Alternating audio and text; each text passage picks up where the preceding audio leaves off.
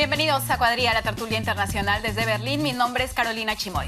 Donald Trump, el presidente número 45 de la historia de Estados Unidos, un acontecimiento que genera preocupación en Europa, donde muchos temen el fin de la alianza con el país americano. Para Trump, la OTAN está obsoleta. Además, afirma que el Brexit provocará la fractura de la Unión Europea. También exige que se eleven los aranceles a las automotrices alemanas y tacha de desastrosa la política de Angela Merkel en materia de refugiados. ¿Para qué clase de escenario debe prepararse Europa? ¿Se convertirá Trump en la pesadilla de la Unión Europea? Ese es el tema que debatiremos el día de hoy, poniéndole también un acento en América Latina. Permítanme presentarles a mis invitados de día. Está con nosotros Enrique Müller, periodista chileno, colabora para el diario mexicano Excelsior y es miembro de la corresponsalía del país en Berlín. Enrique dice que Trump puede convertirse en un verdadero peligro para Europa si sus amenazas se convierten en medidas concretas. También con nosotros Juan Palov, periodista especializado en economía y política europea.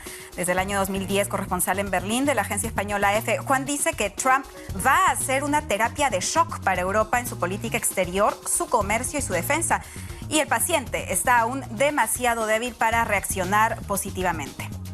Mi tercer invitado, Enrique García de la Garza. Él es filósofo, escritor y periodista mexicano y ha trabajado en la redacción del diario alemán Frankfurter Allgemeine Sonntagszeitung y en la revista cultural mexicana Letras Libres. Actualmente él vive en Berlín y Enrique dice, con Trump estamos en el umbral de una nueva etapa política. Estos son nuestros invitados. Recuerden que también pueden escribirnos sus comentarios a la dirección que ven en pantalla, cuadriga@dw.com.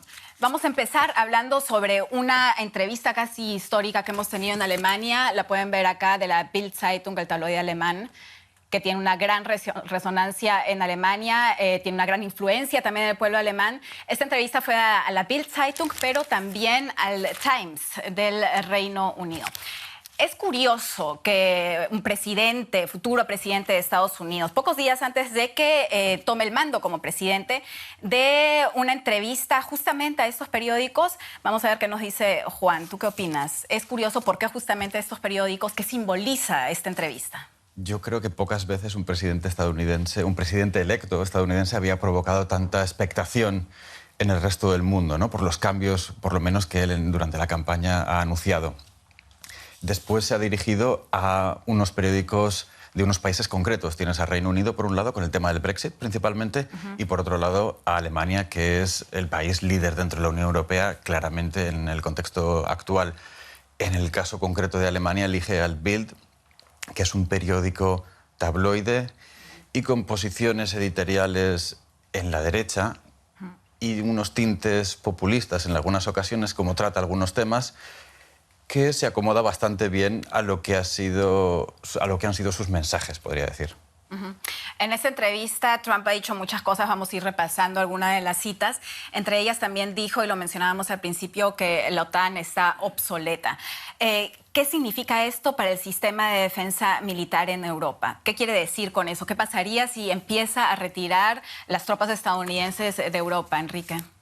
Pues pasarían muchas cosas y todas malas. Solo que hay que esperar a que realmente lo haga, ¿no? Porque incluso pues, el futuro jefe del Pentágono ha dicho de que si no existiese la OTAN, pues habría que inventarla de nuevo. Es decir, de que la cúpula militar estadounidense, y me imagino que muchos futuros diplomáticos estadounidenses saben perfectamente bien de que la OTAN no puede disolverse por gusto de un señor presidente. O sea, hay algo más por detrás. Además, que si realmente lo intentara hacer, o sea, lo que estaría haciendo es darle un poder insólito a Moscú. O sea, y sobre todo y poniendo en peligro a todos los países vecinos de Rusia en este momento, pues que se sienten un poco pues, apegados a Occidente, le hace Ucrania, le hacen los países bálticos, etcétera, etcétera. Polonia, incluso, que no es vecino de Rusia, pero Polonia tiene un miedo espantoso de Rusia. Sobre todo el actual presidente culpa a Putin de haber asesinado a su hermano. Es decir, hay otros dos países como Hungría y la República Checa que se están acercando mucho a Moscú. Pero en todo caso el problema de la OTAN es algo que no se va a mover. Es posible, lo único que yo veo posible es que este señor presidente de Estados Unidos obligue a los países miembros de la OTAN a aumentar su presupuesto militar. Eso yo creo que sería la... ¿Tú, Enrique, crees que podrían empezar a retirarse las tropas estadounidenses de Europa? Yo lo veo difícil y no lo veo estratégicamente conveniente. Coincido con lo que dice Enrique. Sería bastante arriesgado y de verdad me parece un poco, como todo lo que ha venido diciendo los últimos meses, provocativo, ¿no? Es un provocador.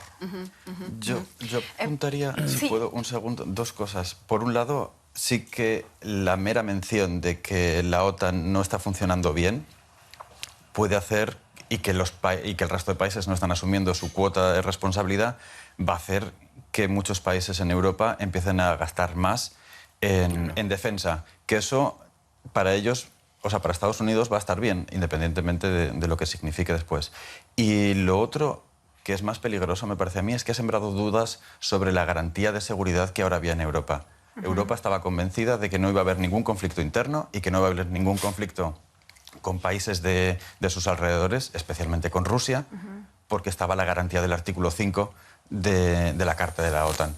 Ahora eso se ha puesto en duda. Puede ser que no se atienda al llamamiento de uno de los países miembros por parte de los otros si no se cumplen ciertos requisitos que aún no se han especificado. Eso sí que es muy problemático, me parece a mí. Enrique Müller mencionaba a Rusia, un jugador muy importante en todo esto y un país que, hablando de la OTAN, hablando de lo que ha dicho Trump también en esta entrevista, podría causar mucho miedo a Europa. ¿Tú ves la posibilidad, como comentan algunos, de una nueva Guerra Fría? La Guerra Fría, de alguna forma, ha empezado con este distanciamiento que hay entre Occidente y... O sea, ya estamos en una Guerra Fría, dirías. Ya lo han dicho algunas... El primer Medvedev, el primer ministro ruso, ya lo dijo en Múnich en 2014 o 2015, creo que fue, hablando del distanciamiento progresivo que hay entre Occidente, principalmente Estados Unidos y Europa, y Rusia. Y la situación no ha ido a mejor con Ucrania y con Siria. Entonces, de alguna forma, ese distanciamiento le podemos llamar como queramos, pero vamos.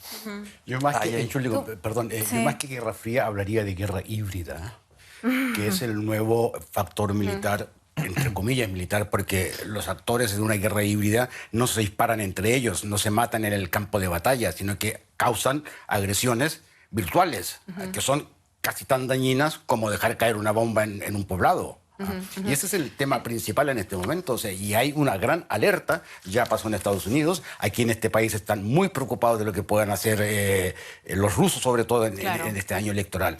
Enrique, justamente porque tú sacas a la luz el tema de Rusia, en esta entrevista Trump dice que confía tanto en Merkel como en Putin y cuando le preguntan, ¿pero en quién confía más? Dice, en principio, en los dos, pero vamos a ver cuánto durará, cuánto durará esa amistad, esa confianza.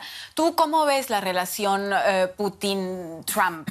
Mira, yo antes de responder a tu pregunta, yo quisiera hacer una pequeña observación con respecto a esta famosa entrevista, que para mí ha sido un scoop periodístico de los dos medios, porque finalmente pues no solamente han entrevistado al señor Trump, sino que además el señor Trump se les ha dicho un montón de cosas que son muy importantes. Este es un documento, yo creo que copiado de Maquiavelo. ¿Por qué? Porque en esta entrevista este señor intenta dividir. Divide y reinarás. Divide y reinarás. Es copiado de Maquiavelo. No hay mejor ejemplo de un alumno aventajado. Y entonces, lo hace con todos. Lo hace con Putin y Merkel. Lo hace con la Unión Europea y Reino Unido. Lanza veneno en la Unión Europea diciendo de que estos están condenados a desaparecer, sobre todo a causa, y menciona una cosa que es muy peligrosa y venenosa. Dice que la Unión Europea es el Zweckmittel de Alemania. ¿Cómo podría decir esto? Instrumento. El instrumento de Alemania para dominar Europa. Exacto.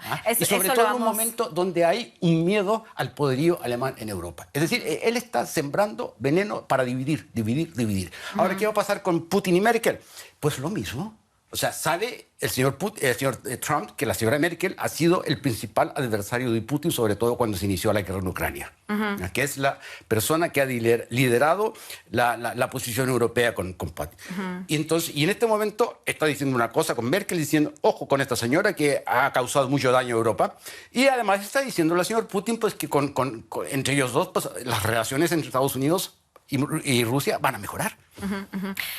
Divide y reinarás. Es lo que está intentando hacer con la Unión Europea Enrique García, porque tenemos dos Enriques. Enrique García. ¿Tú crees que realmente Reino Unido es el primer país en salir, que esto va a empezar a desmoronarse más?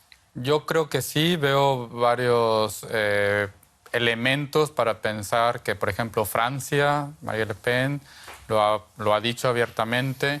Y coincido con la observación de Enrique de que Trump quiere generar o polarizar a los distintos jugadores de la arena global para sacar provecho. Al final de cuentas es un businessman y lo que le interesa a él es poder negociar. Y para poder negociar necesitas tener tú, como lo dijo en la entrevista, tener las cartas que nunca vas a mostrar.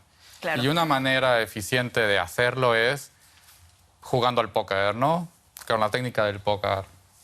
Poniendo a los demás... Exacto, poniendo a los demás en suspenso, provocando para poder ver hacia dónde voy a tirar yo mi jugada. Es lo que dicen también algunos periodistas que han escrito biografías sobre él.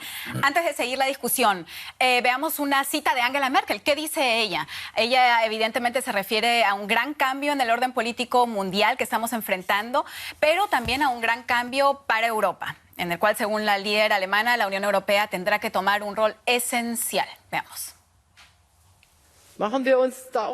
No nos engañemos. Desde el punto de vista de algunos de nuestros aliados tradicionales, y me refiero también a las relaciones transatlánticas, no existen garantías de que la estrecha colaboración con Europa vaya a durar para siempre. Es algo en lo que debemos trabajar. Por eso, estoy convencida de que en el futuro la Unión Europea tendrá que aprender a asumir más responsabilidades a nivel internacional. Merkel dice que la Unión Europea va a tener que empezar a asumir más responsabilidades. Enrique Müller. Soy yo. ¿Es posible una Europa más fuerte? ¿Es realista una Europa más fuerte como sueña, como piensa Angela Merkel? Mira, yo creo que es realista, pero es difícil de conseguir, porque en este momento, en el seno de la Unión Europea, pues hay muchas corrientes que están dirigidas en sentido contrario. La posición que tiene, por ejemplo, el Pacto de Visegrado, donde está Polonia, donde está Bulgaria, donde está Hungría, donde está la República Checa, que se han opuesto violentamente pues, a la política de asilo que intentó impulsar la señora Merkel. Ahora eso se está quedando aparte. Ahora el discurso de la señora Merkel es mantener Europa unida frente al peligro que se avecina desde Estados Unidos. Y ahí tiene razón, y yo creo que en el campo que podrían tener éxito es cuando el señor Trump empiece a implementar medidas que puede implementar sin mayores problemas políticos, que es en el campo del comercio mundial, en el campo de la economía. Él lo está diciendo, él está amenazando con quebrar totalmente el orden económico mundial, poner fin al proceso de globalización que existe en este momento. Y hay un país que está muy interesado en llenar justamente ese vacío, que es China. ¿Es esto una oportunidad para China? ¿Tú qué crees, Enrique García? Sí, por supuesto que es una oportunidad. Por ejemplo, el vecino natural de Estados Unidos es México y China ya dijo que a ellos les interesa muchísimo ir y establecer relaciones comerciales muy fuertes con México a partir de lo que pueda desarrollarse a partir de mañana. Totalmente, es casi esquizofrénico, porque de pronto se ve a China en la cumbre APEC en Lima o ahora en Davos hablando de no proteccionismo, ¿no? O sea, tomando un rol totalmente nuevo. Juan, ¿estamos viviendo un momento histórico con este nuevo orden global que se está dando? Yo creo que en el ámbito económico sí que podemos empezar a hablar de una nueva era en la que la narrativa imperante ya no va a ser el comercio internacional es bueno para todos, es una win-win situation en la que todos, en términos absolutos, ganamos, sino que se empieza a imponer la narrativa de Trump en la que se habla de que en el comercio hay ganadores y perdedores y se impone un nacionalismo económico con el objetivo de que nosotros o nuestro país sea uno de los ganadores en esta competición. Entonces, China adopta ese papel de mantener las fronteras abiertas. A ellos les interesa aún seguir potenciando sus exportaciones, aunque ya cada vez son menos importantes dentro de su Producto Interior Bruto. Y da la sensación de que Europa va a caer un poco en los brazos de China para poder mantener esos valores de libre comercio. A mí me gustaría agregar algo, o sea, para entender un poco lo que es este nuevo orden económico mundial que se nos podría avecinar. El señor Trump, no nos olvidemos, es un empresario. Claro. No tiene nula experiencia política. Es un empresario que ve a su país como una empresa, como una firma donde lo que importa son ganar dinero. Y entonces él piensa que con todas estas medidas Estados Unidos puede ganar dinero, es decir, puede crear más empleo. Eso es mentira, porque hay muchos factores que hablan en contra, porque Estados Unidos también es un país exportador. ¿Y qué pasa si él empieza a poner aranceles, como amenazó a BMW con un 35% de aranceles? Lo mismo va a pasar con un Chevrolet en Europa. O sea, esas son cosas que le van a hacer ver a este señor cuál es la realidad que impera en el mundo, porque él tiene ideas muy concretas. Pero ¿guerra comercial? ¿Es lo que quieres decir? Sí. O sea, estamos encaminados definitivamente a una guerra realmente comercial. él implementa todas estas medidas, sí, es que no va a quedar otra. Vamos a ver qué pasa, porque a mí me da la sensación de que cuando llegue a la Casa Blanca de verdad y empiece a entender de verdad lo que significa el comercio internacional, tengo la sensación de que tiene una opinión muy anticuada y muy estrecha de lo que es el comercio internacional. Por un lado, piensa que, o da la sensación que para él el comercio internacional es vender productos acabados, cuando hay una gran parte del comercio internacional que es los componentes. El iPhone, que es un producto emblemático de Estados Unidos, tiene componentes de 30 países distintos. ¿Imponemos aranceles a eso? Entonces, ¿quién va a comprar un iPhone que vale mucho más de lo que valía hasta ahora? En Estados Unidos es lo mismo, eso es por un lado uno de los problemas con los que se va a encontrar, y creo que no ha calibrado lo que significa eso. El otro problema son una serie, como diría, de intangibles rodeados al comercio, que son todo lo que tiene que ver con los lazos que establecen países a raíz de comerciar. Que eso es una de las cosas que ha promovido Estados Unidos desde el fin de la Segunda Guerra Mundial, en Europa especialmente, pero a nivel mundial también. ¿A qué te refieres concretamente? ¿Lazos que se establecen? A raíz de los lazos comerciales, por ejemplo, ¿qué pasó con cómo se funda la Unión Europea o cómo empieza a echar a andar la Unión Europea? Claro, con una unión aduanera, ¿vale? Y cómo compartir eran pues el acero, y otros asuntos. Entonces, así, con temas económicos, empiezan los lazos entre países. Esos lazos después se transmiten a la educación, a la cultura, a la política exterior. Y eso cuaja de una forma que dificulta que haya conflictos, que los conflictos escalen. Y eso, yo creo, ese tipo de intangibles, que son muy valiosos y que no se pueden cuantificar, pues yo creo que no los ha tenido en cuenta hasta ahora. Ok, entonces, perdón, sí.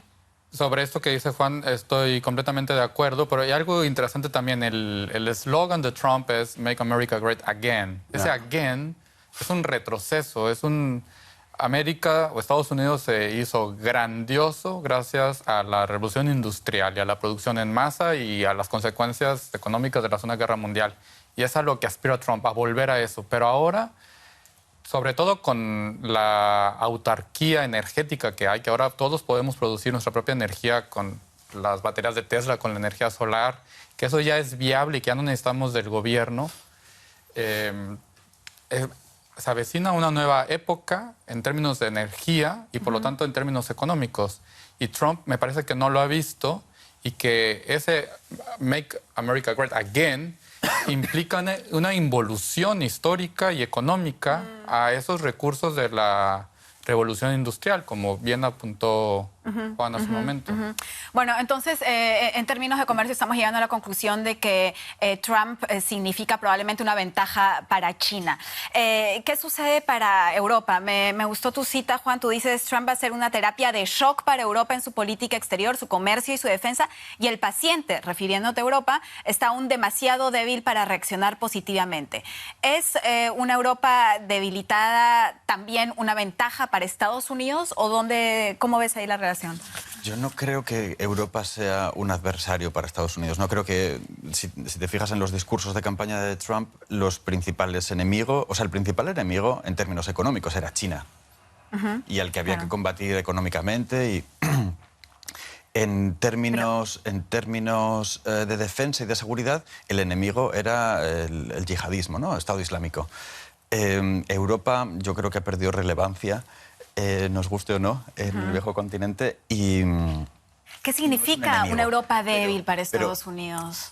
Pues en el fondo es una pérdida de apoyo, o sea, Occidente es Estados Unidos y Europa, que iba siguiendo principalmente a Estados Unidos, que es el líder. Si Europa se cae, Estados Unidos se queda aislado. Trump puede pensar que es bueno en términos económicos aislarse, pero a nivel de política internacional es arriesgado y es perjudicial para ellos. O sea, tú no lo ves tanto como lo dice Trump, divide y reinarás, sino piensas más bien que va a ser divides a tus aliados, en fin, ¿hasta qué punto? En términos comerciales puede ser bueno, pero es que hay mucho más... No lo ve así aparentemente, ¿no? Hay mucho más que lo que es la política, o sea, que la economía, ¿no? Que ganar este año X.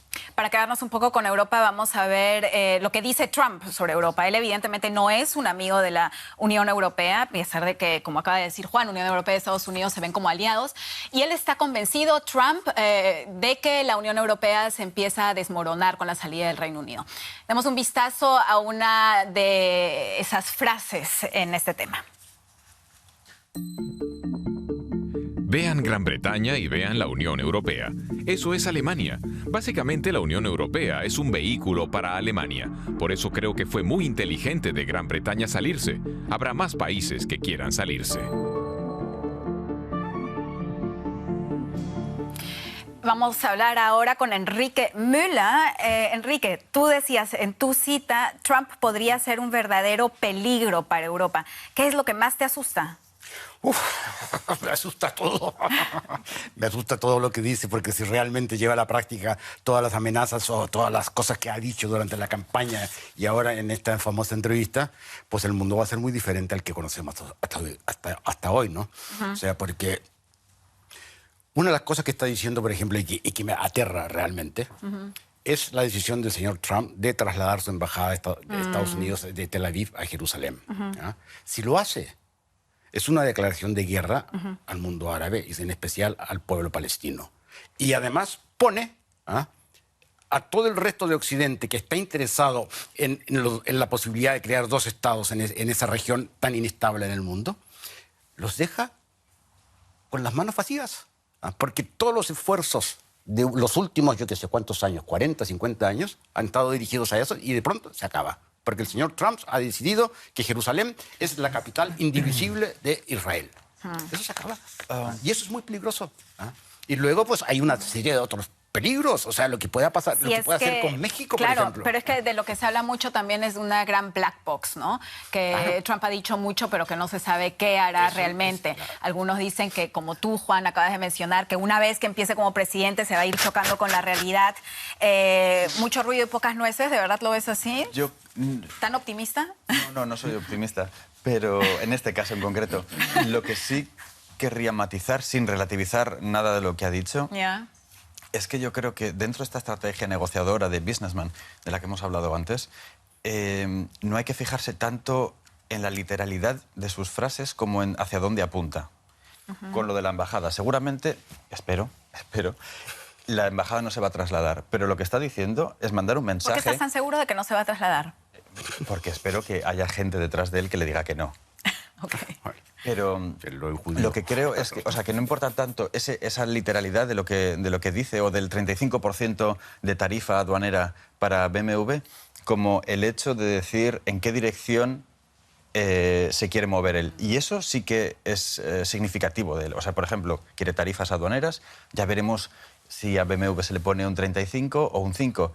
Si al final, después de todo esto, se le impone un 5% de tarifa aduanera, en BMW estarían encantados. ¿Vale? Entonces es parte de la estrategia negociadora. Él pone la barrera de entrada muy alta, después la baja y parece que los otros han ganado también, cuando el que ha ganado es él, que ha conseguido un 5. Entonces, Suena optimista. ¿Sí? Bueno, eso es lo que creo, pero también creo que es eso. Podemos hablar de que va a apostar claramente por Israel, que se acaba la defensa de Estados Unidos, de los dos estados, y vemos también que quiere tarifas aduaneras, pero el detalle ese concreto yo no le prestaría mucha atención ahora. O sea, la dirección, pero no la cifra concreta.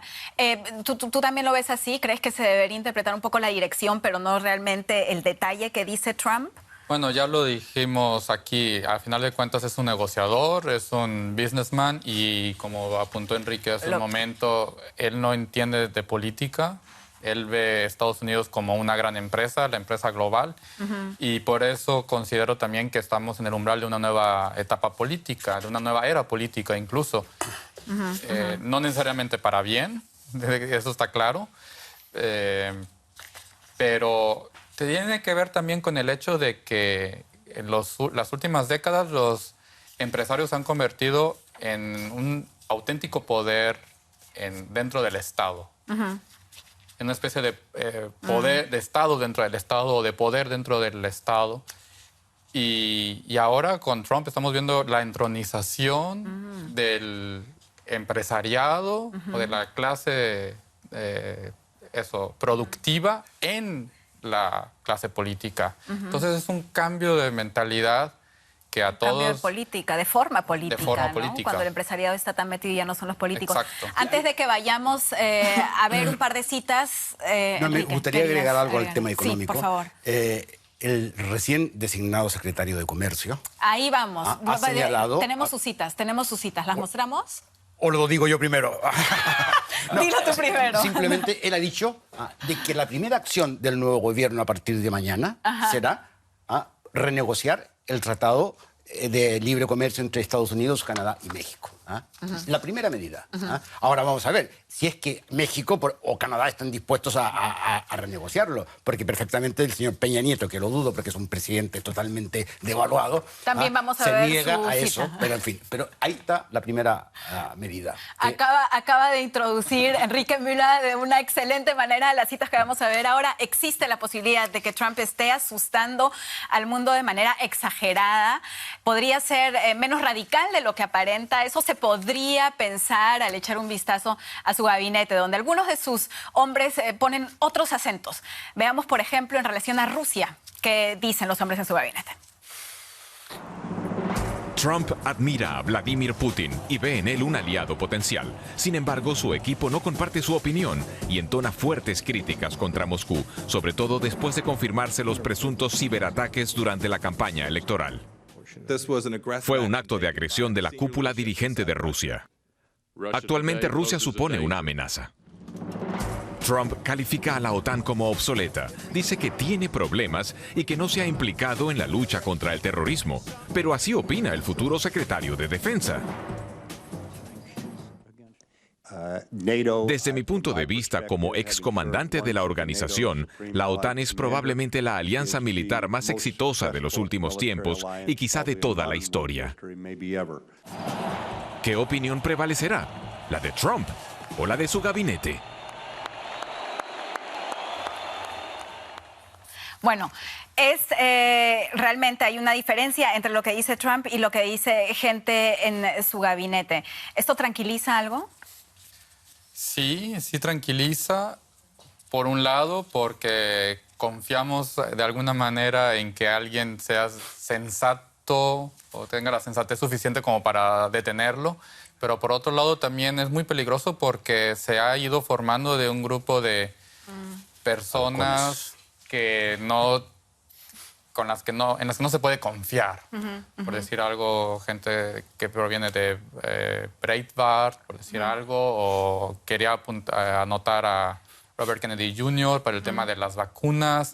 Entonces no creo que se esté formando de un grupo realmente pero él aparentemente, y también según si se leen sus biografías, claro, él es una persona muy excéntrica y al parecer, no sé, no se ha dado todavía cuenta de que hay un parlamento que le va a aconsejar y que no van a dejar tampoco que pase todo, ¿o tú crees que sí? Y que le va a detener. Tendrá que ganarse la confianza, para empezar, de muchos republicanos que han sido escépticos durante la campaña y que le han apoyado o no, en algunos casos, pero que le han apoyado con reticencias.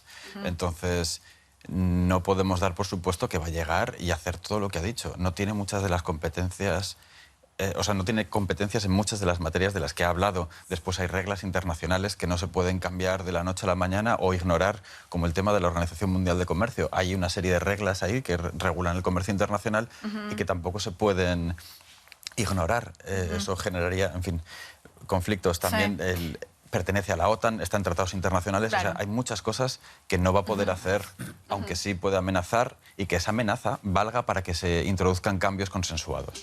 Enrique Müller, tú que eres el más asustado en esta ronda en lo que se refiere a Trump. ¿Eso te tranquiliza un poco? Acuerdos internacionales, el Parlamento en Estados Unidos, las citas que acabamos de ver de hombres en su gabinete. ¿Te tranquiliza algo o en absoluto? No, porque hay que wait and see, como dirían los ingleses. ¿No? Hay que esperar a ver qué hace. Y yo acabo de dar un pequeño ejemplo. O sea, él ha dicho, a partir de mañana, pues renegociamos el Tratado de Libre Comercio con México y Canadá. ¿Qué significa eso? La primera amenaza que se va a hacer realidad. Y la segunda destinada a México, el país vecino. Y que si realmente empieza a poner trabas al comercio entre México y Estados Unidos, México por una parte se incendia, se arruina y pueden poner en peligro la estabilidad fronteriza entre los dos países. Total, sí. Y además poner en problema la economía interna de Estados Unidos, porque ¿cuántos millones de mexicanos hay en Estados Unidos? Más de 30 millones. A ver, y muchos de ellos también han votado por Trump incluso. Es que esa gente es un poder económico. Claro. Pero también es un poder económico, por ejemplo, Boeing, ¿vale? Que es una de las principales empresas exportadoras de Estados Unidos. Boeing tiene 300 empresas en México que fabrican componentes para ellos, 6.000 millones de dólares al año. Entonces, pero él está con la versión... Pero habrá que ver ahora quién... Ahora que acabamos de tocar ya el tema América Latina, vamos a ver una cita de Peña Nieto y seguimos enfocándonos en América Latina, Trump y América Latina, porque uno de los inmediatamente afectados, justamente lo acaban de escuchar, será, claro, México. De hecho, Trump se refirió a México ya en junio del año 2015. Veamos qué dice el presidente de México y cómo reaccionó a algunas de las cosas que dijo Donald Trump. En ningún momento aceptaremos nada en contra de nuestra dignidad como país ni de nuestra dignidad como mexicanos. Es evidente que tenemos algunas diferencias con el próximo gobierno de Estados Unidos, como el tema de un muro que México, por supuesto, no pagará.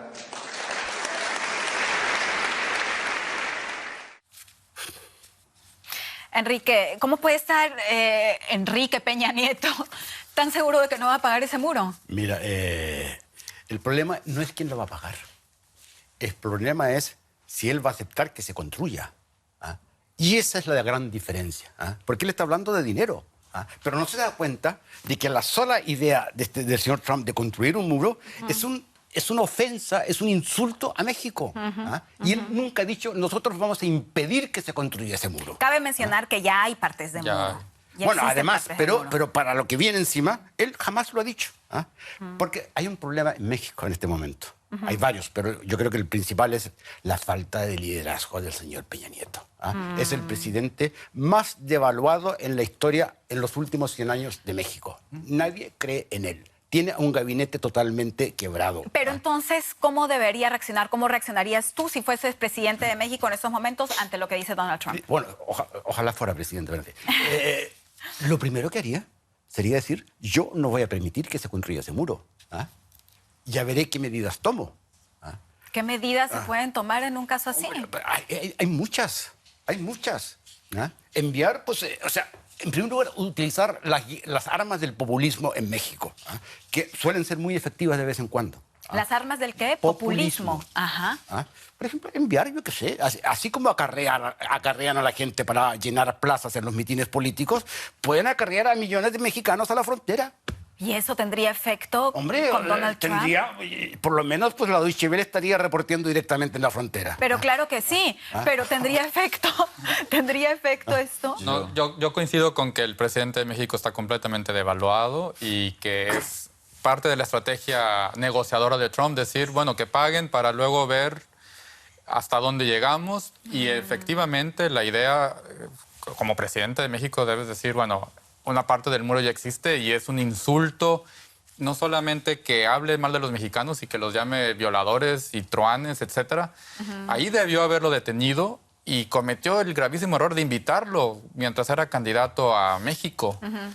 Y se ocasionó en México un lío diplomático grave. Y de hecho, uno de los que inició ese encuentro es ahora el ministro, el canciller de Relaciones Exteriores. Exactamente, la idea fue de Videgaray, quien renunció, o lo hicieron renunciar, y hace unos días volvió para aprender, dijo irónicamente, como secretario de Relaciones Pero Exteriores. entonces todo esto podría dar la impresión de que México no sabe muy bien cómo actuar ante Donald Trump. ¿Es lo que está pasando? Yo diría que es lo que está pasando a nivel mundial. Exacto, nadie sabe. O sea, el principal problema asociado con Trump es la incertidumbre. Nadie sabe nada. Si se pregunta aquí, en el gobierno, ¿qué pasa con Trump? La gente lo que están diciendo es, no tenemos ni idea de con quién ponernos en contacto. Y ¿Acá en Alemania te refieres? Eso es. Y con las personas con las que hablamos no saben qué tipo de políticas se van a poner después en práctica. Es la incertidumbre absoluta. Y eso creo que pasa... O sea, pocos países estarán tan conectados con Estados Unidos como Alemania, ¿no? Entonces, y aquí no tienen ni idea. Y supongo que en otros muchos países lo único que pueden hacer es esperar a ver qué pasa. ¿Y es algo que se puede ir repitiendo también durante el gobierno de Trump, que nunca vas a tener certeza total de cuál es su política a largo plazo? Yo creo que es parte de su estrategia negociadora. Entonces, mantener la incertidumbre, que él cree que es o considera que es positivo para él. Vamos a ver si después, cuando se sale del mundo empresarial y de las negociaciones y se pasa al mundo de la política internacional, si esa estrategia funciona. Yo creo que va a crear muchas tensiones. Tú decías hace un momento que Donald Trump se tiene que leer un poco como direcciones, pero no concretamente al detalle de lo que dice. En este caso, por ejemplo, se habla de una posible renegociación de la NAFTA. Él o América Latina tendría que unirse e intentar renegociar de una manera... ¿Cuáles son las posibles reacciones ante estas tendencias trumpistas? Primero, un pequeño detalle.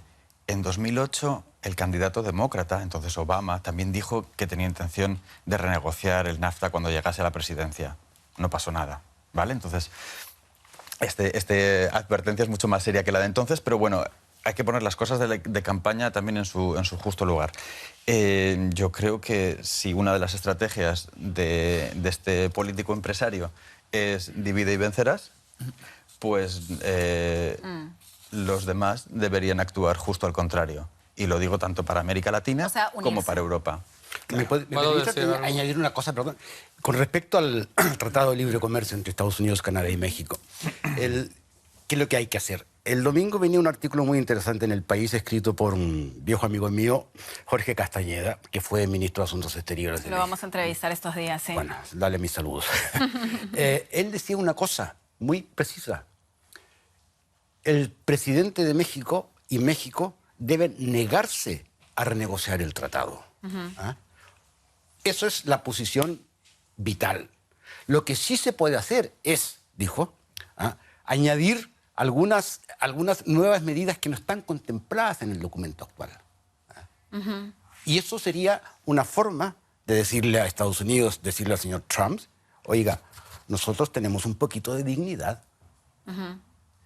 La pregunta es si se puede con éxito decir no estamos dispuestos a renegociar o si más bien se debería hacer de alguna manera más diplomáticamente, como dice Juan Palop, de renegociar y ver en qué puntos le conviene a uno, ¿no?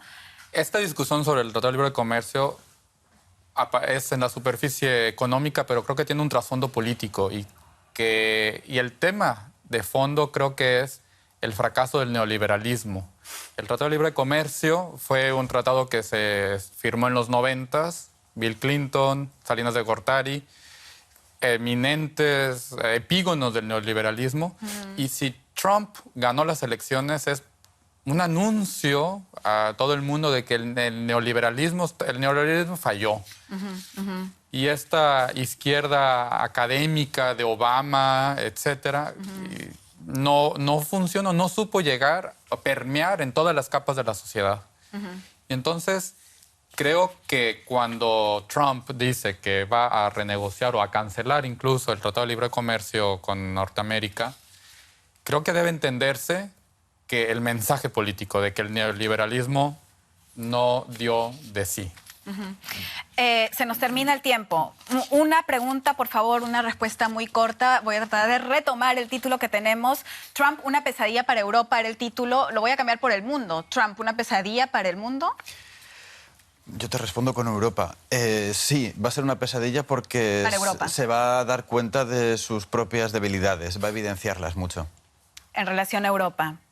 Enrique Müller. Yo creo que el peligro existe y la respuesta es más liderazgo de los líderes europeos. Y ya tenemos una líder que ha dado muestras de tener liderazgo, que es la señora Merkel. También refiriéndote solo a Europa. Merkel, entonces, como la salvadora, realmente como lo dijo Obama, ¿lo ves así? Yo creo que en este momento no hay nadie más.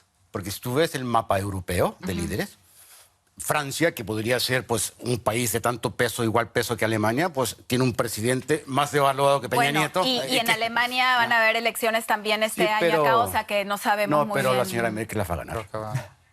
Tú, Enrique García, mi segundo Enrique acá, ¿cómo lo ves? ¿Trump una pesadilla para Europa? Pesadilla significa miedo y creo que el miedo está ahí, en parte porque es la carta con la que está jugando, la de la incertidumbre. Y no se puede saber exactamente qué va a pasar porque más pronto cae un hablador que un cojo. Entonces ya veremos qué pasa. Por ahora sí es una pesadilla. Pero habrá que esperar. ¿Para Europa o para el mundo? Para todos. Para todos. Para todos. Quizá excepto para Rusia, no. En este momento no, sí. Entonces quizá podemos cerrar con Trump, una pesadilla para Europa, para todos, pero un sueño quizás para Rusia. Sueño. Escríbanos su opinión. ¿Qué piensan ustedes? A cuadriga@dw.com o a mi cuenta de Twitter, @Carolina Chimoy. Muchas gracias por habernos acompañado en La Cuadriga de esta semana. Adiós.